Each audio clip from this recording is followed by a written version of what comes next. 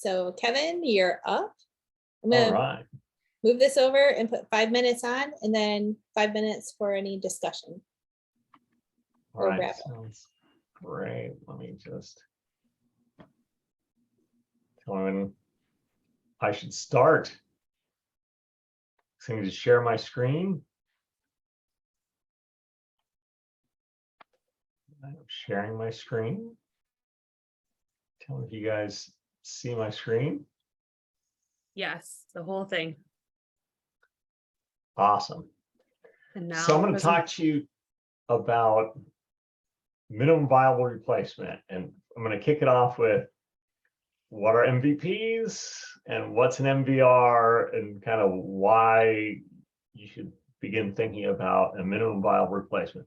So, and it's part of a much longer presentation, happy to do another time, but really is, so right, MVPs are great. We're introducing entirely new capabilities, new customers, right? It doesn't have shoes, should give them a shoe, right? And a skateboard, a bicycle, a Tesla Cybertruck, right? Awesome. But what if your customers already have a car? Do they want a shoe, a skateboard, a bike, or even a Tesla Cybertruck, especially if that truck is customized just for them? And if you think about like your largest customers, particularly in B2B, they're always customized just for them. So are they going to want to switch? And unless you can get them to swap their old car for the new car, right, you still need to maintain all of your old legacy systems. And does the MVP concept work then? Absolutely not. Complete failure. So embrace the minimum viable replacement. And so really, MVRs focus on replacing existing technology for existing customers. And imagine this is an Apple IIe. I realize it's actually a Commodore, but really, if you think about a minimum viable product, it's new technology for new customers. With an MVR, it's new technology for existing customers. And you have different end goals. So with an MVP, you're like, what's the bare minimum I need to do to get an initial slice of customers? Well, an MVR is what's the bare minimum I need to do to migrate all of my existing customers and retire the old system, right? A much bigger challenge. And so while MVPs have to prove their value, MVPs have to prove they're good enough to get customers to upgrade. So really is the first one you're trying to figure out, is there a market for my product? And the second was, will my existing customers switch from their old version to the new version? Plus you get some new customers as well. And again, an MVP, you're competing with other companies and products. An MVR, you're primarily competing with your existing products. And so with an MVP, you're usually focusing on just a single segment, usually innovators and some early adopters. With an MVR, everyone. And here's the kicker that people forget about. Your largest customers are your laggards, right? So think about who's still using mainframes, the Tattoo Taco or all the largest companies in the world. And so if you think about a minimum viable replacement, it's the sum total of all the MVPs required to meet all the customers' need, required to transition existing customers, retired existing systems. So you think about, you got your customers here on your right, you have your different segments, you're from the smallest to the largest and most complex, and then you have your various MVP or an MVR for each one. So your customer segment A, you have a small thing, and then bigger and bigger and bigger until you get to your largest.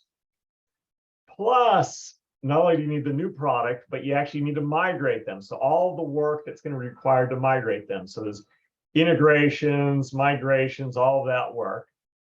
And then really oftentimes your largest segment, really each customer needs to be treated as an MVP, as an individual segment, right?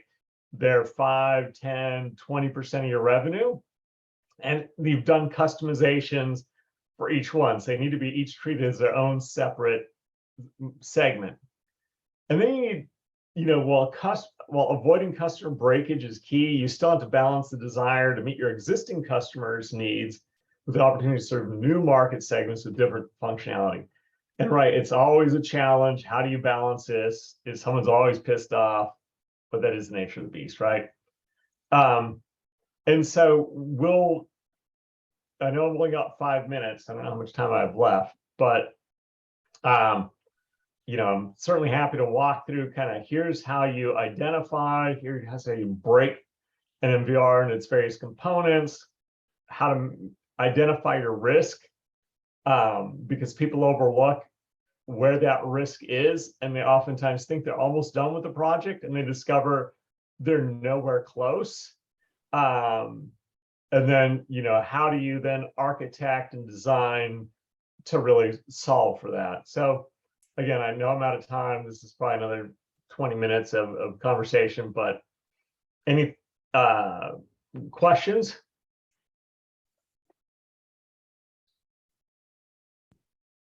Make any sense?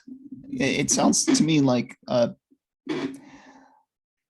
basically while the minimum viable product is meant to get a small solution out the door to start iterating on it to make sure that you're developing something that people would want, the MVR is taking all of the facets of the MVP and essentially saying these all need to be there before we can get customers to migrate over. Is that a good synopsis or no?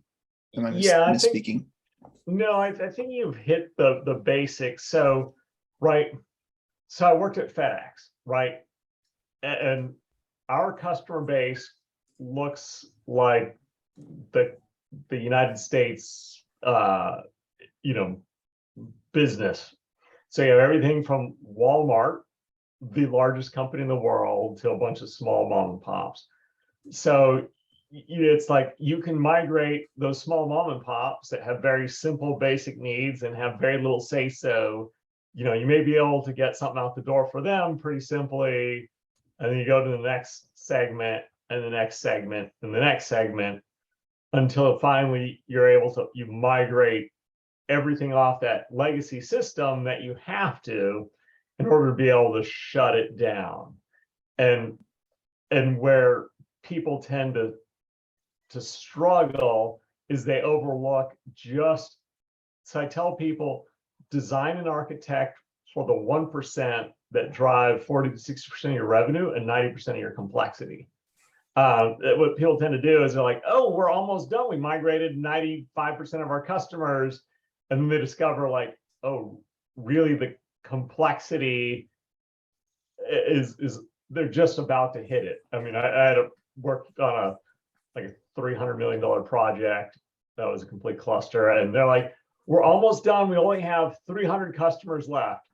Like all of the largest customers representing about 60% of the company's revenue, and it took them another 3 years to finish the project. So did that question? Yes. Did that make any sense? Yeah, this really, really resonates with me. And I was going to ask about the slide you're showing here because I had to step away and I missed this one. And so like, this is great. Yeah. This is wonderful vocabulary. If you coined the word, congratulations, because it really does resonate. Mhm. Yeah. Yeah, this is every replacement project I've been on. Yeah, like I said, I'm more than happy to either for your company or just walk through. It's about a 30-minute presentation. And I'm trying to figure out how to productize this because I do think, there's not a good framework for how you tackle this. And since I had the benefit of spending 3 years on a modernization project that was going to spend $20 million of the company's money and as part of a larger, like I said, several $100 million cluster. I got to learn a lot. So happy to, like I say, set up some time and deep dive further because I am very interested in how to operationalize this and find, and create an MVP for my MVR. I love it. What you did there.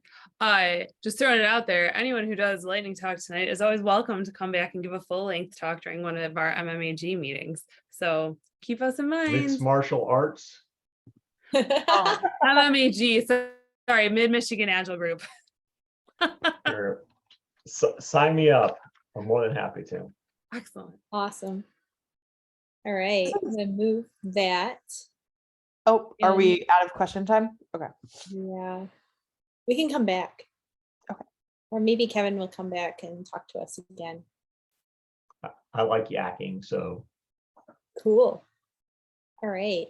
So next up is Zach, Agile practices. Zach, do you have a special request on this? Stop.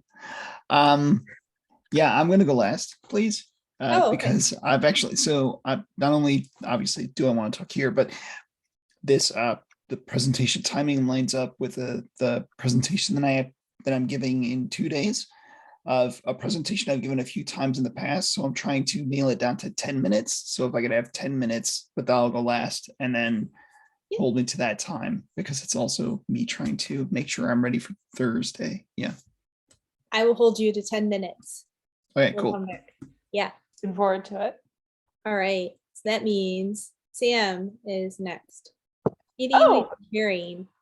Um, We're- so I'm probably less prepared than most of the people in this meeting for my discussion, but community as a practice is something that I talk about quite a bit. And I think I've even talked about in front of this group. But so for definition, a community of practice is people within the same role or title problem space getting together across teams to discuss their focus of craft. So for instance, development teams or development team members getting together to discuss the development craft, or product management team members bridging across products to discuss product management. It's essentially a focus group to be like, what works well for me? What are some of my failures?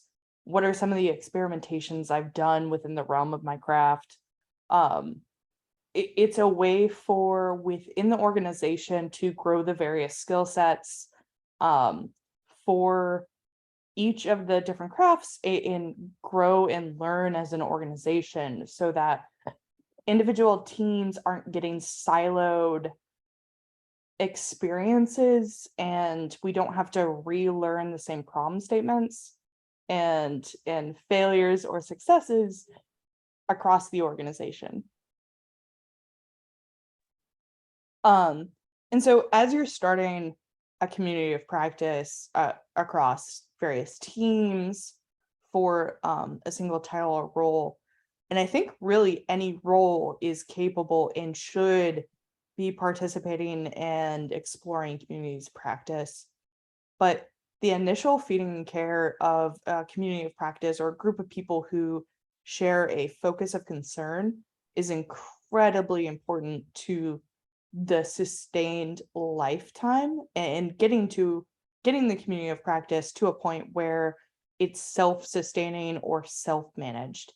Part of that is one of the biggest barriers to both like starting a community of practice and then getting buy-in from your organization and people in your organization to be invested in that is providing trust and trying to build trust with the members, because part of a community of practice is being vulnerable with people who are your peers but might not necessarily you work from day to day. And so trying to build that trust and openness and willingness to be vulnerable of like, here's something I tried, it failed, and this is what I learned from it. That way that others that show your focus of concern can learn through those failures or maybe like provide additional perspectives. So having someone who can dedicate a large amount of their time on a regular basis, probably either weekly or biweekly, to speaking with members or individuals who can really provide a lot of value or could provide a specific story. Really, you're trying to build initial trust within the group that you're building and also demonstrate value of what a community of practice can bring to an organization, and that the members of that community of practice of why they should be attending and why they can get a lot of value out of attending and participating. And as you're competing against day-to-day and other distractions, sometimes individuals definitely lose kind of the sight of the continuous self-improvement and org improvement, especially as we're all remote now. So trying to put investment and excitement into a community of practice takes a lot of initial care and feeding. And so definitely having either a person or a group of people who are reaching out to members of that focus area and trying to invite people to talk about successes, failures, experiences, or experiments is really valuable to the initial startup of a community of practice, and transitioning it to a long-lived part of the organization. Bam, did it. I'm really impressed. Firstly. Secondly, like that you stayed in the time box, not that you know your shit, because I know you know your shit. But my question to you about this topic is like, how would you distinguish a community of practice versus like a center of excellence?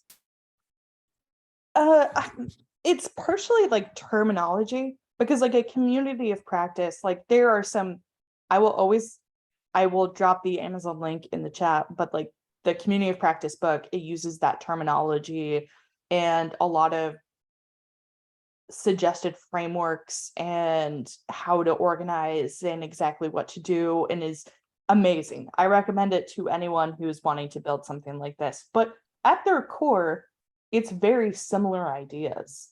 And so I think identifying things like core centers of excellence, communities of practice, X forum, so like architecture forum, UI forum, product management forum, like these are all different names that at their core have a very central focus, which is like sharing and reducing silos and building the organization excellence.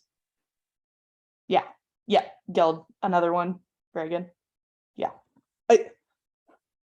People can be picky on names if they want, but like it's gonna look different in every org, no matter what the title is. And it's more about the core concept to me.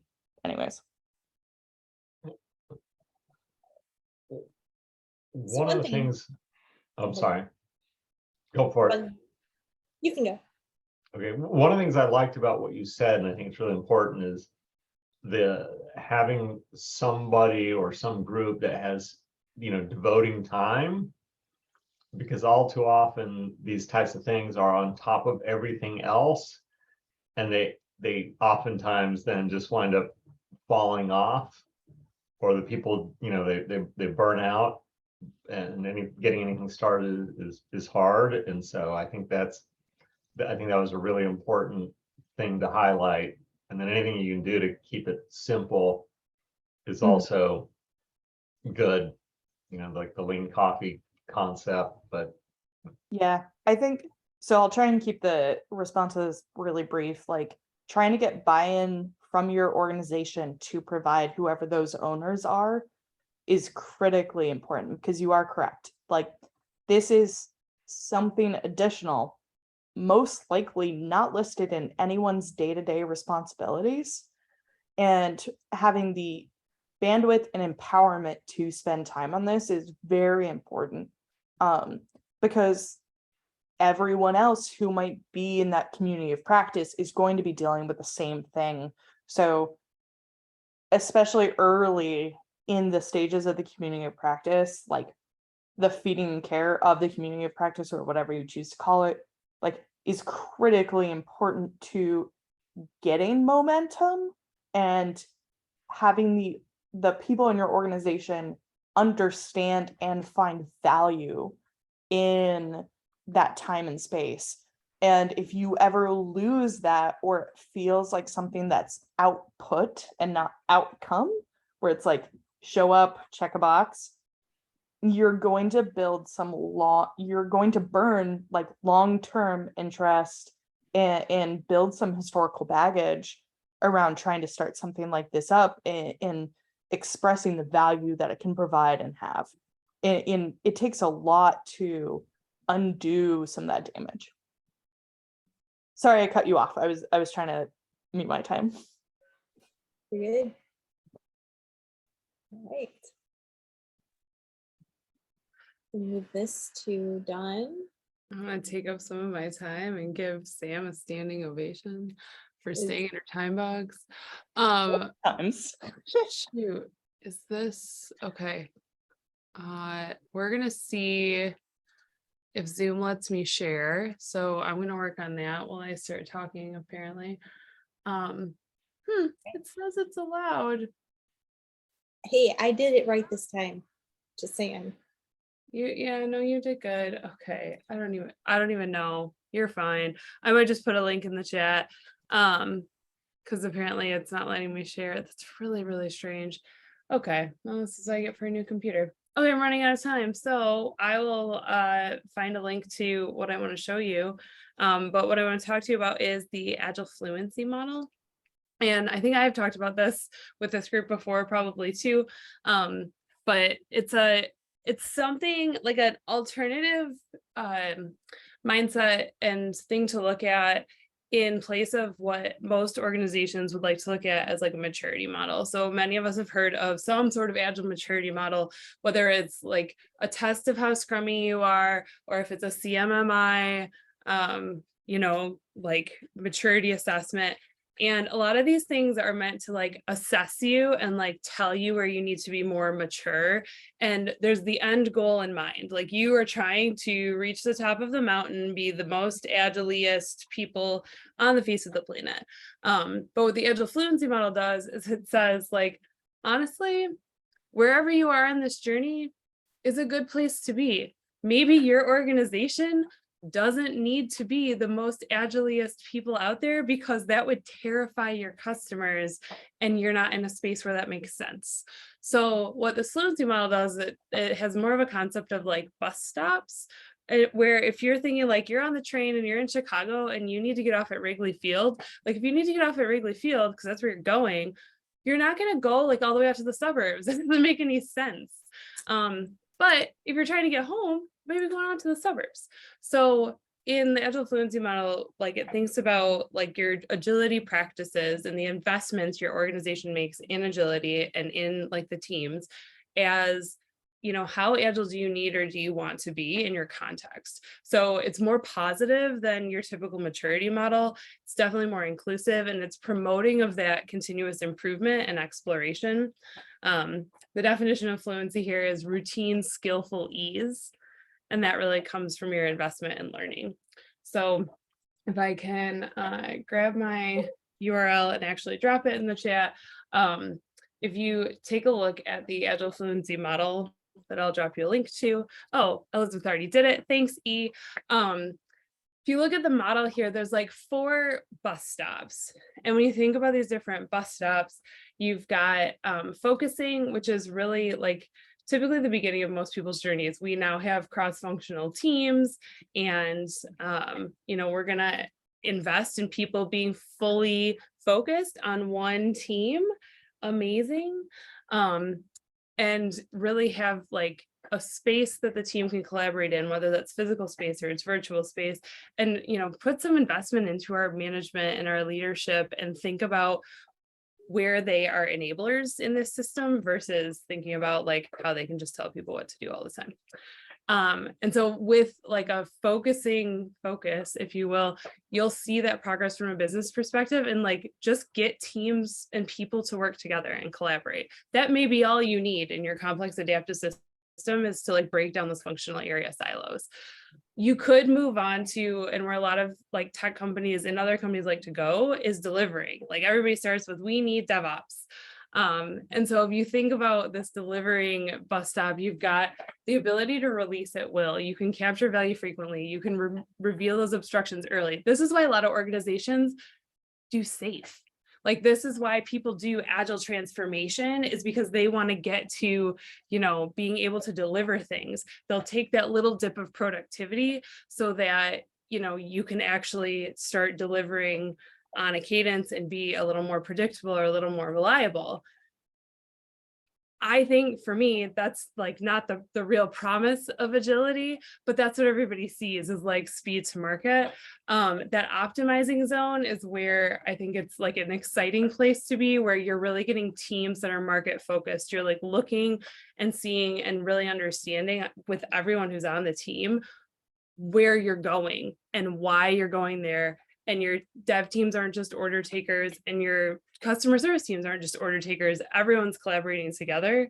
And that really takes like an organizational structure shift usually to have those excellent decisions be living within the team, to eliminate those handoffs and that wait time, and like to really innovate and disrupt in a market. And I'm pretty much out of time, but that strengthening zone, I don't know if anybody's there, but that would be a cool place to be. So, what questions do you have?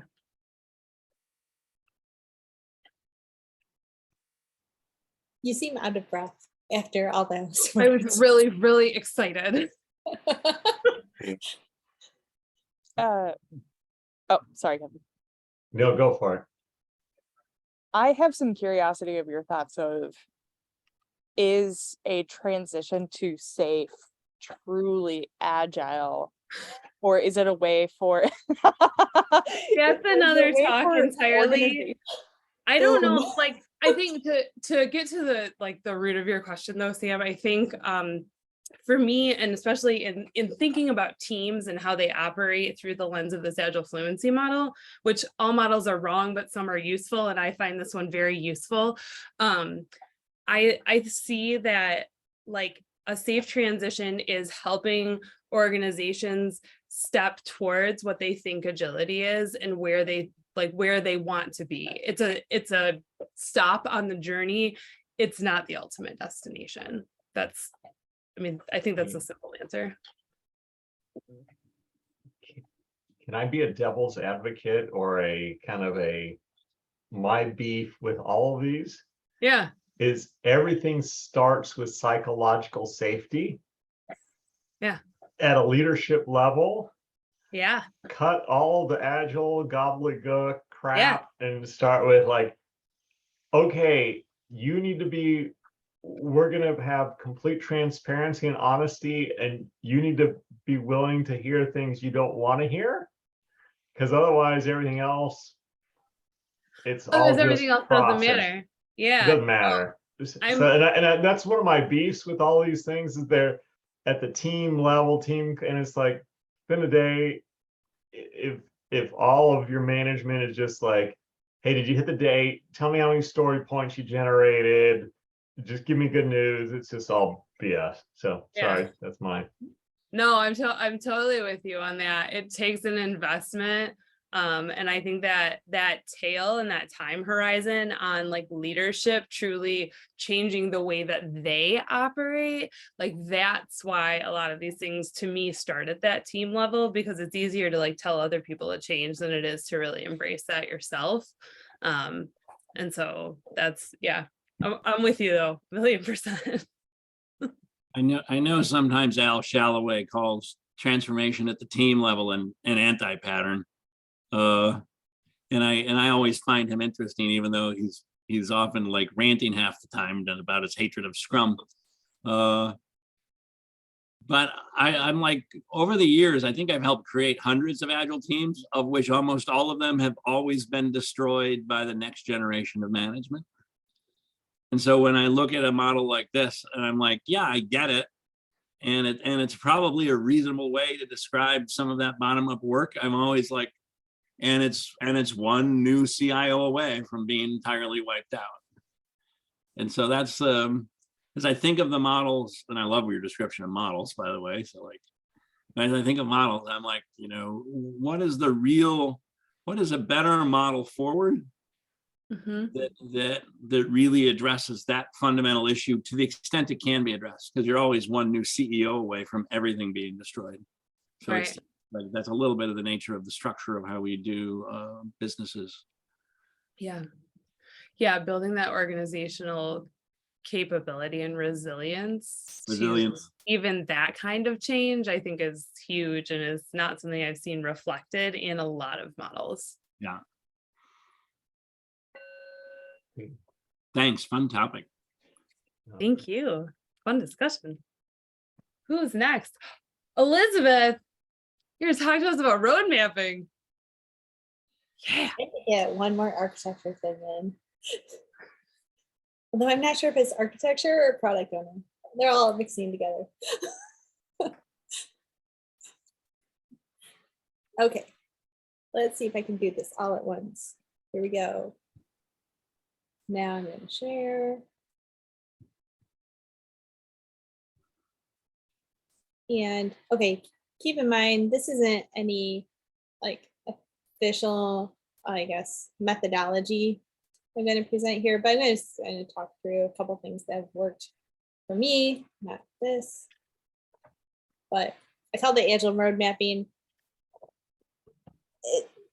Basically, the reason why I called it Agile road mapping is that it's more about the conversation than it is about the method. And so I'm really going to talk through a couple ways to think about road mapping and maybe how to get started. And one thing I've seen, especially if your main stakeholders are people from business, is that they aren't sure where to start when you say, hey, you have to have a roadmap. And then if you're in a safe environment, hey, you have to present your roadmap to 100 people in PI planning. And I think nothing kind of freaks them out more than like, this is something that's like completely out of my comfort zone. And I have to talk about this, and it's with all these tech people. So I do want to say, it doesn't mean you shouldn't do it, because road mapping is important. How do you know what to do if you don't know where you're going? And so really it's just like, okay, we're going to go down the road. We think we're going to get here. This is our first rest stop, is kind of how I look at it. We're going to hit some more rest stops, but they're a little bit fuzzier as to when we're going to stop. And so I don't think it's anything that you lay out and becomes like your plan written in stone. And it can't be in an agile environment where things change.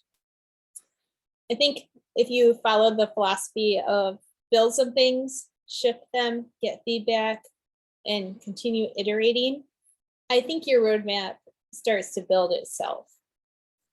And I think the main thing to think about is don't confuse your roadmap with your tactical plan. It doesn't lay out, I'm going to have this thing done in the 4th iteration and this thing in the 5th iteration. It says we're going to work through and make progress in these areas.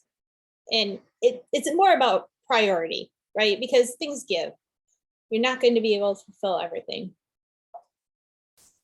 So when I think about road mapping, I think more, and I got this from Sam, but it's really helpful. It's think in terms of now, soon, and later.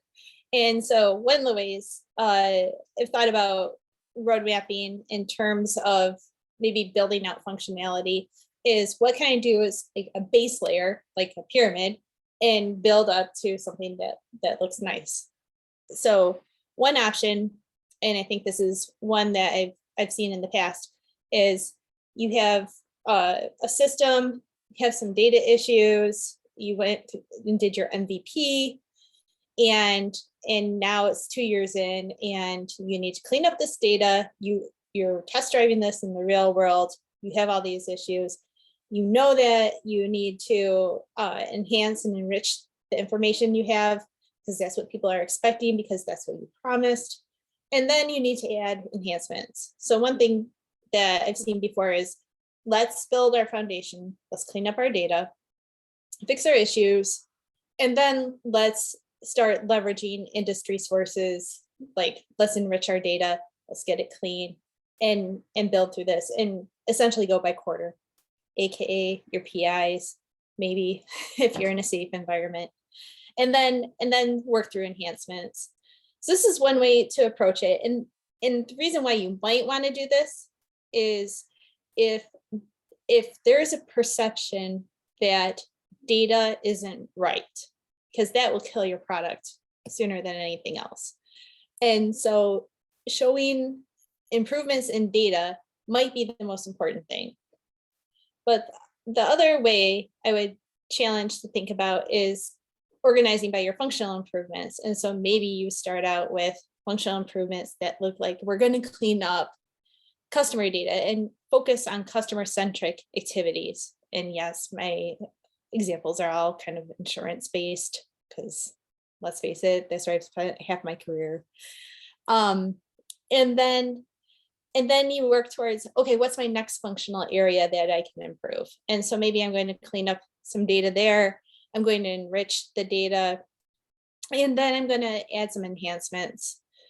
And then continuing on, and maybe by the time you get, say, your good foundation, you can start to add additional enhancements. So maybe if you don't have households, like essentially grouping policy owners by kind of where they live, you can build that out. And then add further enhancements. One reason I do like the functional improvements is that you can focus more on thin slicing those functions that you're building. Oh, that's too long. And really fast, categorize and prioritize and be consistent. That's all. Elizabeth, can you talk a little bit more about like if you do those like build, measure, learn cycles and your roadmap starts building itself? Like how have you seen that happen in practice? And do you have like at least a vanilla example? Yeah, I think the build, I think the example is a little bit sort of like what I described here. Like you build out data, like let's fix the biggest data issues. But for instance, if you're operating 2 years in, say, on something and your data is still crap, then you're not going to fix your data in 1 or 2 PIs, right? That's maybe not a real world example or true to life, but if you're still you're always going to have data challenges. So then clean it up, get to a solid state, right? Because if there's one thing I've learned about users of systems is that they change their minds. So they say they want something, they may not actually want it. So try something, then revisit 2 PIs later, right? Get your quantitative feedback, get your qualitative feedback. Quantitative feedback, especially like if you're talking about data, is going to be like, we went from 600 errors down to 30 a day, right?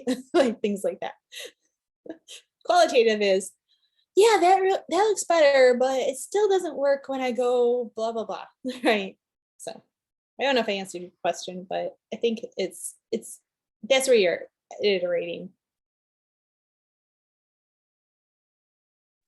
I have a Very- question. How often do you approach or iterate on the roadmap?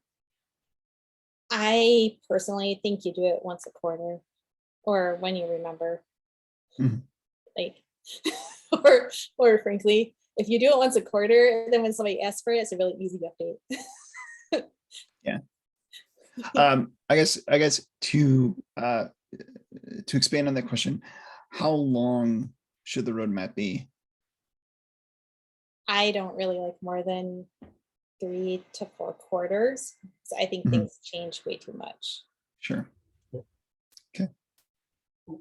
I just And went through I- this exercise where I'm at right now, and we made it to the end of 2023 because that just seemed to be a good stopping point, because we know probably things are going to change next year if the Microsoft acquisition goes through. So Yeah.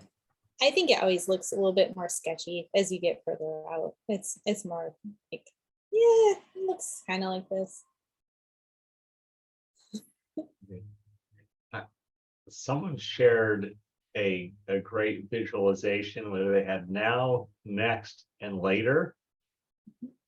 and you kind of have the grouping of now a little bit more, and then next, and then later, kind of give that. I thought that was very good. I That's was like, South oh. Sam.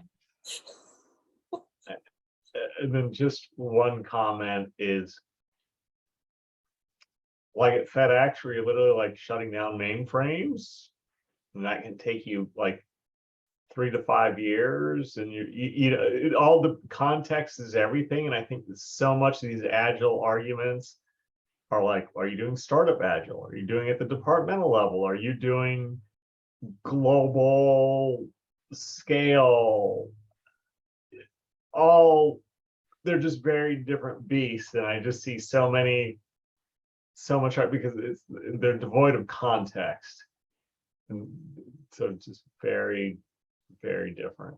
I've seen mainframe teams operate in an extremely agile fashion. That's why I got so annoyed when bimodal came out, because you can operate agilely if you have a mainframe. But I will get off that soapbox right now. Yeah, I'm not saying you can't do that, but if you're trying to retire a mainframe and take 10 Oh, years of code, that's a completely different animal. yeah.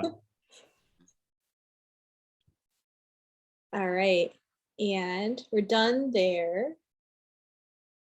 Elizabeth, And- just have a consulting company swap all of your mainframe code to Java. It'll be totally fine. Sorry, I shouldn't have poked. I'm trying to think. There's like, can't think of what it is. The name escapes me, but you can also run COBOL on a distributed system. And don't ask me how I know this. I like to refer to Java as the new COBOL. Oh, God. But Okay. I love this group so much. All right. The next presentation is Tom. Ah, I'll let you have the floor. I'll start my timer here so I can see what I'm sharing. So this is more of a meditation entirely than a presentation, which is the role of belief in everything. And I'm going to start with just a few quotes that I've been meditating on, bumping into on LinkedIn and other places. Most people are too irrational to change their minds on anything important. But most people who change their minds on important issues nevertheless do so irrationally. And that just feels true to me. We do not think and talk about what we see. We see what we are able to think and talk about. We do not think and talk about what we see. We see what we are able to think and talk about. And this is where I begin to get frightened as I think about what may be the relative truth of these statements. It's easier to act your way into a new way of thinking than think your way into a new way of acting.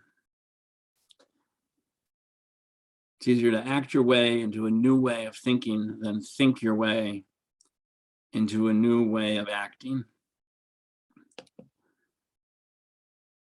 And I won't believe it until I see it. And one of my favorite business coaches says that this is backwards. In fact, he even wears a t-shirt if you're around town. He says, you can't see it until you believe it.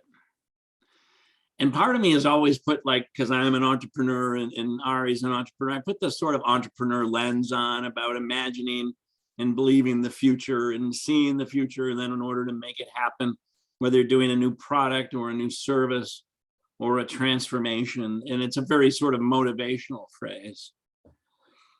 But I think this phrase is much more profound. And I think even if you look back at it, especially at some of the culture wars of the past dozen or so years, you can see this if you're able to step out of it a little bit. I think this is much worse than a motivational phrase. I think this literally means you can't see what you don't believe. So we can share all of the wonderful subjects that we shared today, from minimal viable replacement to community of practice to agile fluency models, road mapping, all the way down. And most people simply won't be able to see or embrace or understand the information at all because they don't believe it. And that belief is the core for the ability to interact with, see, or understand information, and it's a priority. And this makes everything, I think, for Agile coaches much more difficult than we realize.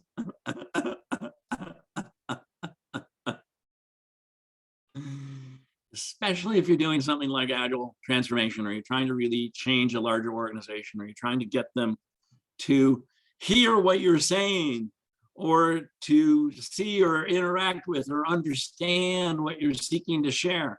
And the reality is they simply can't see it unless they reach a point of belief. And I think that's our real challenge in Agile coaching.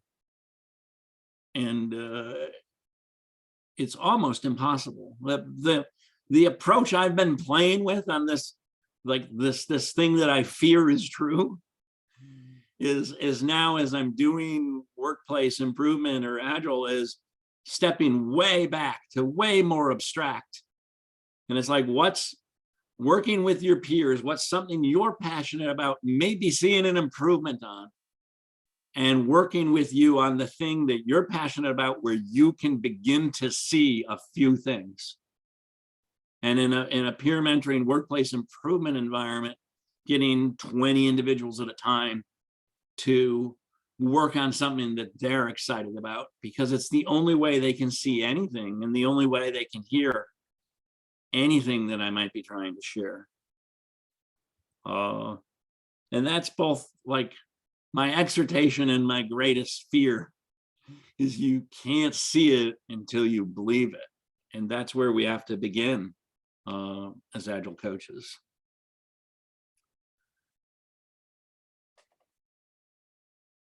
And that's my time.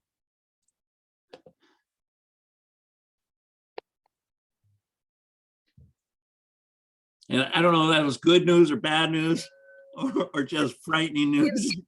In the best, it was both positive and terrifying in the best way, just as you promised. And my mind is like kind of blown, and I really appreciate that. It really Yeah, I makes kind of. you think about things a little differently. Go E, sorry.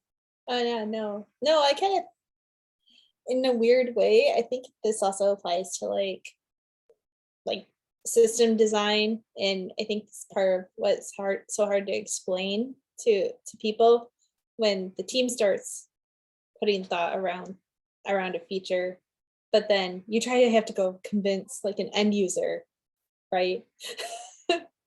You have this whole belief, everybody's bought in, and they're like, I don't know, sure. Yeah, the idea of convincing and even arguing basically goes out the window if you're inclined to the fundamental premise. Mhm. When's the last time someone from one political party argued themselves into the other, or argued anyone from the other political party into their side? Right. And so it leads on, to me, what the interesting part, the deeper you get into Agile coaching or anything like that, the more you just get into human psychology and like how do brains really work. And this is sort of one of my now more recent utter fundamentals that I find just absolutely terrifying and incredibly relieving now too. There's only one way in general I'm going to approach transformation. If you do a workplace improvement peer mentoring project, I can work with you. And if you don't, I'll work with you because I need money, but it will likely fail. I have no other way to move you forward because I need belief first and foremost. This perspective and thought is so real and painful and understandable. Like, think the contextual approach that you brought to this problem, I really appreciated. Thank you. I don't actually have a question. Yeah, no, thanks. I'm just wondering if among Agile, like I saw you guys, I put this whole thing together just for this because I was like, I wonder if I put this in front of agile coaches, they'll go, no, you're crazy. Or it's like, oh gosh, that explains my experience. No, it hurts. Thank you. I mean, In a weird way, this explains my experience as an architect.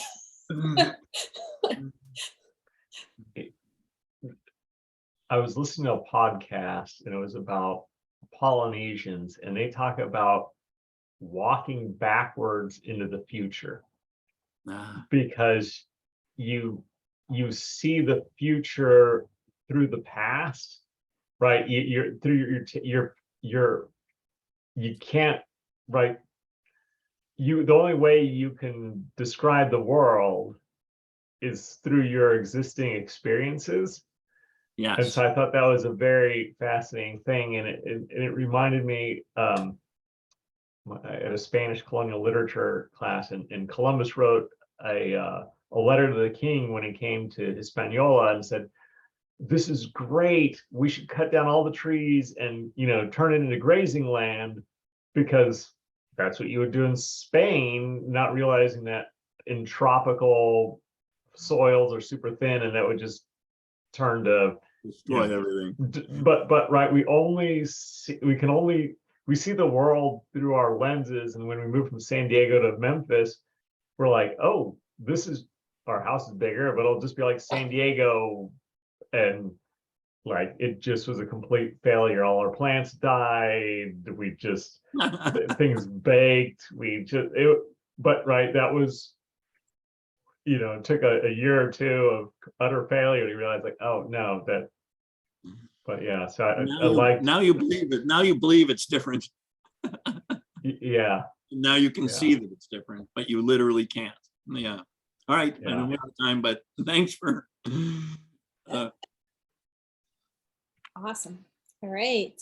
Last but certainly not least, we have Zach. I'm going to put 10 minutes on. I'm doing this in Keynote, so it's going to take me a minute to share. I think if I share, go on. This one, you should be able to see a presentation. Yes. Yes. Yeah. Is that correct? Awesome. All right, cool.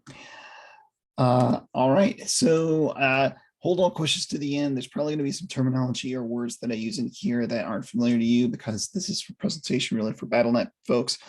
But click on a thing. Hi, my name is Zach. I'm a tech lead for the DevNexus Foundations team. I joined BattleNet and Blizzard back in December of last year. I've been a Java developer for 18 years, and since 2011, I've been a certified Scrum Master. That's a picture of me at BlizzCon in 2019, back before I was a Blizzard employee. I'm fully remote. I'm also a hobby farmer. Here in Lansing, we've got a farm here called Lark Farm, oddly enough, don't know why, but we sell eggs. We've got sheep and a garden and stuff. There's a picture of the sheep right there. And that's what I do basically on the weekends. Help my wife do that kind of stuff.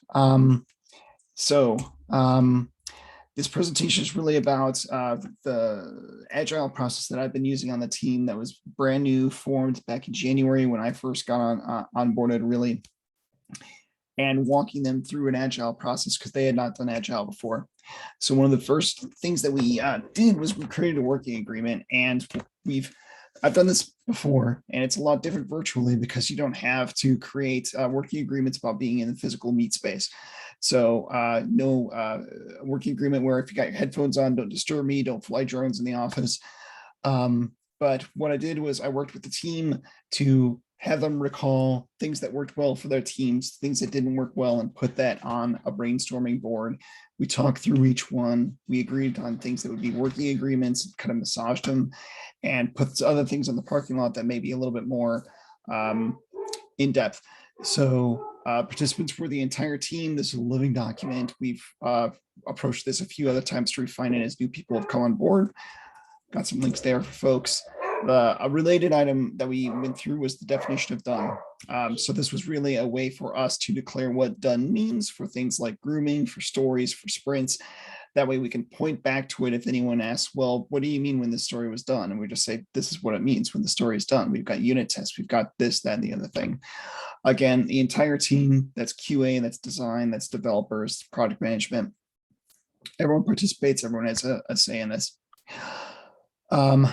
Rolling into normal sprint activities, we've got grooming here. Some people also call this refinement, but essentially we're meeting right now for an hour a week, and we go through the backlog of stories. When I came on board, we had a pretty big backlog, and we've been able to get through that in the past 6 months to jettison stories that don't really make sense anymore, or to actually prioritize and estimate those stories.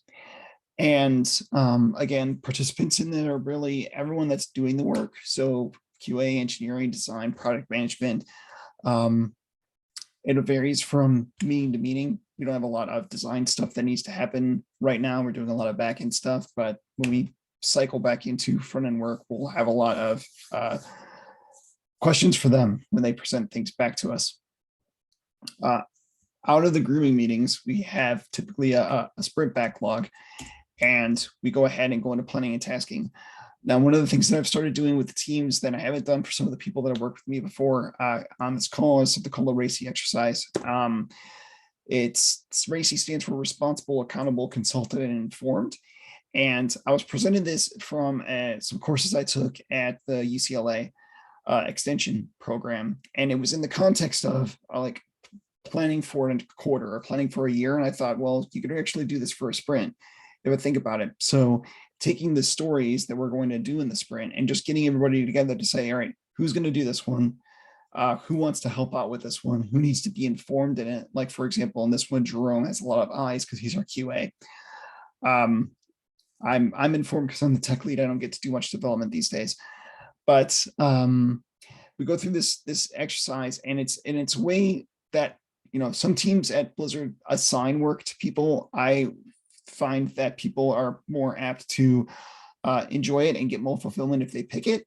But I want to make sure that everyone's, you know, not relying on one person to do all the work, because that person's going to get overloaded. So just to make sure that the work's evenly distributed and people are doing what they like. Once this is nailed down, then we go ahead and do planning and tasking. This is pretty standard. Go through each story as a team and identify the tasks to complete the story. We try to keep our tasks within 2 to 6 hours. So that way, you know, we can measure tasks as a way of burn down, which I'll get into later. And this is also the last chance to adjust stories. So if we see that something's too big or too small or split stories, something like that, we can go ahead and do that before we actually commit to the work for the sprint. We do have daily stand-ups. These are on Zoom. This is my team here. We actually have joint stand-ups with another team because we work closely with them, but we basically cover 3 things: what I did yesterday, what I'm doing today, and do I have any roadblocks? I usually take those on myself to make sure that people can continue to do the work. This is one of my favorite metrics here, which some people are familiar with, but the sprint burn down charts, I actually have this in Google Docs. It's basically a snapshot in time each day as to how we're progressing through the tasks that are on our backlog. And the cool thing with this is that the number of tasks can grow or go down if we add or delete tasks accordingly. And that will also impact the ideal line and that blue line there as well, which is the actual number remaining. So you can see that we were falling behind part of the sprint. I think I removed a roadblock in this one, and then we started to make up progress and got to 0 at the end. We use Jira at Blizzard. So these are just the standard Blizzard Jira metrics that are there for things like story point based burn downs, which, you know, we're still a young team, even though we've been together for 8 months. We still run into the whole issue of getting stuff closed out at the end of the sprint. So that's why you see that plateau there. I also find this metric here interesting, which is the cumulative flow diagram, to see where work kind of got stopped in the middle of a sprint, to see if there's a conversation that can be had at our retrospective meeting. At the end of the sprint, we have sprint reviews, so we can demonstrate what we accomplished, solicit feedback, broadcast what's next for the team. This, for example, is our sprint plan. These were the goals that we had for the sprint that we're about to cover. Each person has their own items that they go through. Some people record them ahead of time if they're going to be out. Other people demo it live. A lot of people demo it live. And then at the end, we just cover what's coming next. And that's what's there on the right. Finally, we round things out with retrospectives. The intent is to figure out what we did well, what we can do better, action items for experiments to take. And we have a virtual parking lot because we're all remote. So that makes it a little bit more difficult to just have something that you could put up on the board, and takes a little bit more forethought to put things onto it because it's not there in your face all the time. But we have the entire team there at the retrospective. It's no less than an hour. We always seem to fill up the hour every sprint that we've got. And we always have all these talking points, all these action items, and it's great for us. I consider a retrospective kind of a failure if you don't have any action items that come out of it, because it means you're not experimenting, you're not, try to do the whole continuous improvement deal. But anyway, that was it. I was just blasted through all that. Some shameless plugs here, which this is actually what I put in my presentation when I presented this to the vice president of BattleNet. A presentation I did at 2019 Agile and Beyond about being a remote Scrum Master, and also promoted this group for people that are interested in coming if they don't know of a mid-Mich, or they don't know of an Agile group that's there on the West Coast. They can come to this one. So far, no takers apparently, but shrug. All right. You did it in under 10 minutes, Zach. Yeah. It was a All right. whirlwind, Good but you did Yeah. it. Good job. man. Woo. I can answer questions now. I I'm fascinated by your sprint plan. That template. Which, the the- RACI or RACI? that. The Oh racing? no, not that. Oh, Oh, I'm leaving if you're talking about races. why? I won't. Kidding. I actually thought that was a really interesting way that you used it. But generally, I find that in the context in which many project and program managers I've worked with want to use them, Mhm. it is a thing that ends up being a big fight about who's truly responsible or accountable or consulted or informed. And then no one follows it anyway. And collectively, it's almost like a tool to be like, well, it's not my job tool. In a lot of the contexts that I've seen it used, like it's a thing to point at to be like, well, it's not my job. Versus fostering that like collaborative sense of, Sure. team. So Yeah. I did find it interesting the way you used it. That was something I had not seen before. Yeah, one of the things I didn't cover in this presentation is that a lot of the things that we do are really suggestions that I brought up to the team. And they're like, yeah, let's try it. And then less so of there's like, we're going to do things this way, and more like, hey, would you guys like to do this? This seems like a good idea. Oh, okay, sure. And they get brought into it. So the racy thing is like, hey, I've seen that we've got stories that kind of just languish out there because no one wants to do them, or people do these stories that someone else may actually want to participate in or take ownership of. So I just went through this course and they talked about this thing. I think I can adapt it for what we're doing here. You guys want to try it? And then they're like, oh yeah, sure, let's go for it. And then the feedback that I've gotten is, hey, this is great because I can see what everyone else is kind of interested in. If there's stuff coming down in the sprint, I can reserve time to do that, like some more infrastructure stuff. Someone on my team is interested in participating in that so that another developer that's been there longer can focus on other things and not be the person that's responsible for infrastructure. And that's great to be able to, like, he's like, yeah, I could just be informed in the stuff, but you can go ahead and do it. So yeah, and I haven't gotten any pushback or anything like that from product management. They're all just like, this makes sense, cool. And they're like, whatever works for you, go for it. So, yeah.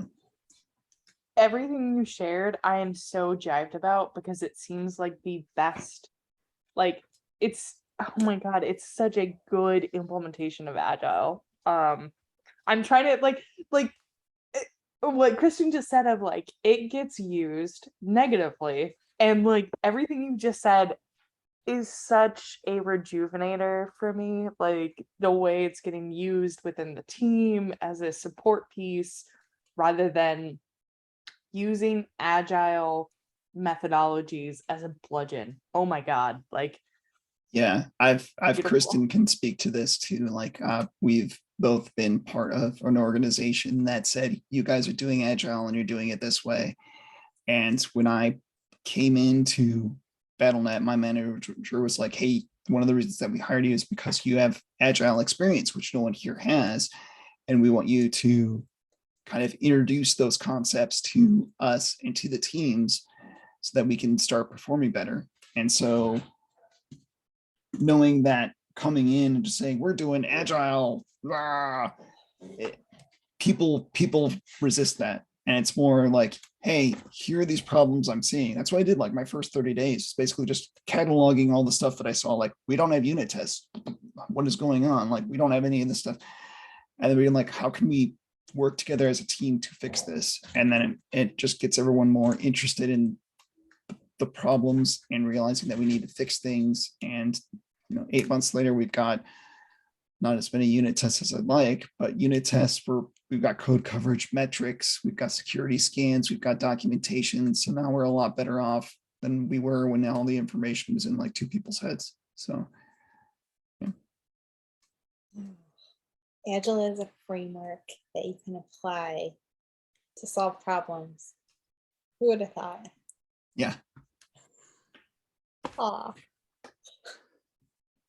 Warm Nicely fuzzies. done. Yeah, I always love to see, I like to see a good agile transformation. Yeah, that was nice to see. And I was reminded in watching it of an old statement by an executive who had, like, your presentation is going to go over really well. And I'll give you maybe the type of things that will go on in their heads even. They're like, I don't understand everything he said, but he really looked like he was on top of it.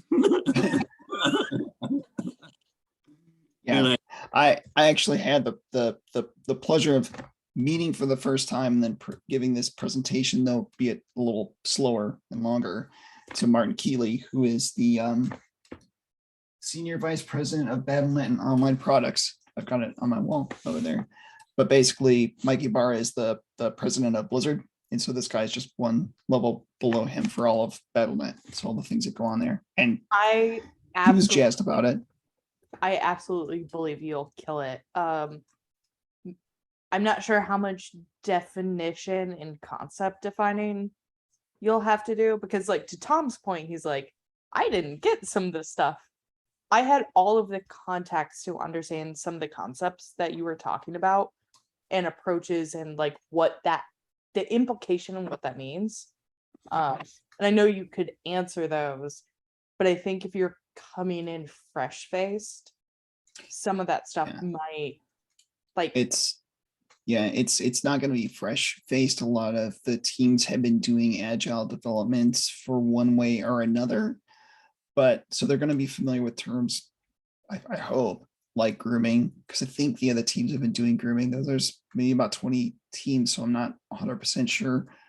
But terms like grooming, I would hope retrospective, wouldn't be foreign concepts. They know Jira. I don't know if they're doing tasking, so some of them will be new, like the whole racy thing. I don't think anyone else is doing that, but yeah. I'm not saying to make sure you're defining stuff, but maybe that's something to consider. Yeah, if I've got time. Yeah. Fair enough. This one's a little slower. Sorry, when I do it and it was a little slower, I could define things a little bit more or answer questions really as they came up. But this one was kind of just, I need to get through it as quick as I can. So I apologize for the quick nature of it. Yeah. I don't know. I think it was great because it reminds you of the best parts of Agile. Why did we do it? And the thing is, you kept talking about how you brought it in as team. Hey, do you want to try this? What do you think? It really, you highlighted your collaboration skills, the teamwork. This was not a, shoving shit down your throat. Thou shalt. This was, and I think it even came out more kind of after you finished the conversation. It came out throughout in parts, but I think highlighting that throughout, I think really helps people go, okay, this is, you know, I want to work with this guy. That's what I took away is this is somebody I want to work with. They're not an asshole. It feels like it's safe, somebody I want to talk to. They're not going to try to, I want to be on his team. He is so pretty that's- legit. I will attest. Although was he just might gonna be a say- jerk sometimes. I was just gonna say, don't talk to Kristen about that. No. I absolutely agree with Kristen. I stand in Kristen's corner here. But that's good feedback. Thanks. I'll try. Yeah, I'll work that in someplace. I don't know where Yeah, yet, but that that is a like, good point. and then yeah. we tried this, and then we tried this. I think that's like, to Kevin's point, that's a great reinforcing message and helps encourage collaboration on other teams too, if they haven't been in that exact mindset, or maybe if they're stagnant. Yeah, you highlighted the cultural aspect, which is the most important piece. And I think that's something that a lot of people go to process. And what you highlighted was, because we're building a culture of improvement and collaboration, we tried different things, and here's some of the things that worked. But it really came from this place of like wanting to be better and just trying shit. Mhm. And you know, which is really at the end of the day is what Agile is supposed to be about. So I really like that. I think that's kind of, you know, yeah, I think that's just key, and I think it's missed so often.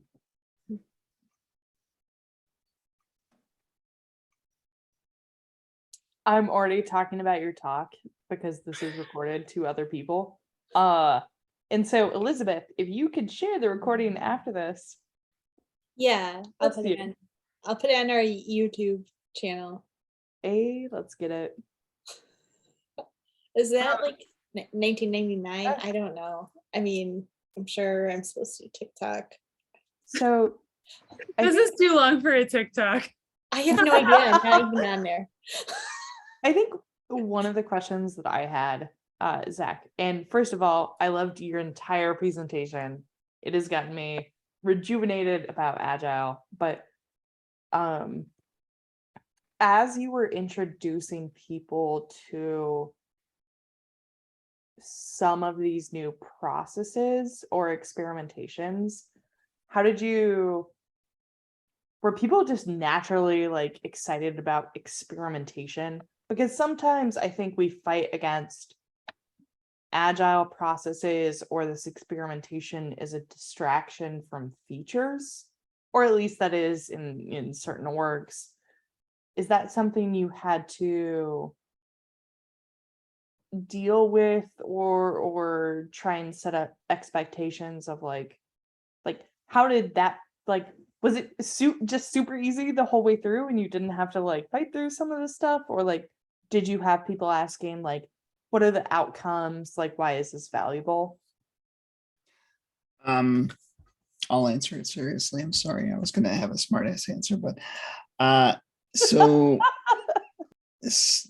I think I came in at the exact right time, because I was coming into a team that was, I think, maybe 9 or 10 people at that point, and they were splitting them into 2. So I was going to be the tech lead for one of the teams. The existing tech lead was going to remain on the other team.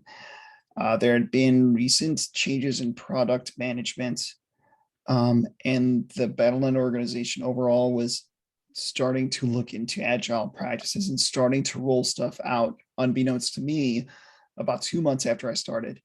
So having all of those factors, I was able to come in, and the team at that point had felt directionless. Like they were just getting stuff and working on things, and they didn't know if it was the right priority or how much they could actually take on. And so I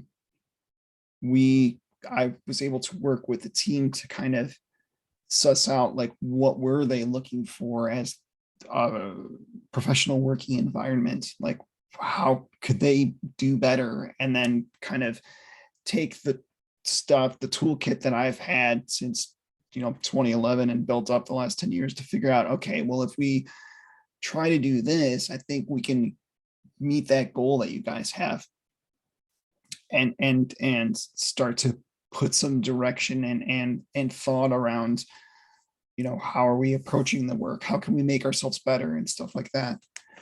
So it's not been painful. I think I've got one person on my team that I've worked with before. Another is pretty junior, who's up for whatever. And I think just two other individuals that are, realized that a change was needed and were willing to try stuff. And they've really taken well to the experience. And, if things don't go well, they're more than happy to talk about it in retrospective, and then we can figure out a way to tweak some things and make it better. And that's what really it's about, right? It's just continuous improvement and realizing where, things are going well and keeping those things going, but also realizing where you can improve.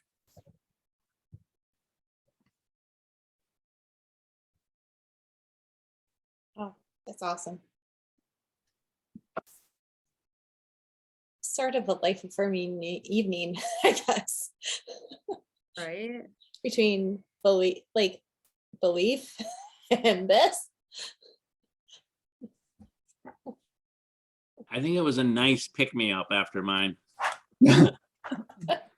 Well, I think they're related in a way, right? Oh, Which yeah. is good and bad. My original answer to you, Sam, was going to be, it was all easy. I didn't have any problems. That's it. Well, Leave it there. I'm not trying to how do I say this?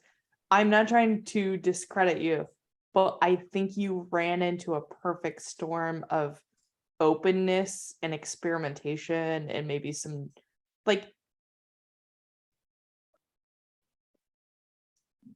you are incredibly intelligent and I have a lot of faith in your agility, but if you have people who are stuck in old ways and are looking and relying on old processes, sometimes that can be a harder climb. I agree. Right? Yeah. Absolutely not trying to discredit you. I think I think you got there at the right time, the right place to make the most impact for those teams in an incredibly healthy and effective way. And it was incredible, listening to that presentation and listening to what you had to say. Yeah, people Thanks. have to be Go ahead. receptive. My wife got dropped into a team where the executives thought they needed change. Nobody on the team thinks they need change. And there's no outside pressure to change. So you can only imagine the reception, the warmth reception and joy my wife is having with that team. So absolutely it's a takes two to tango.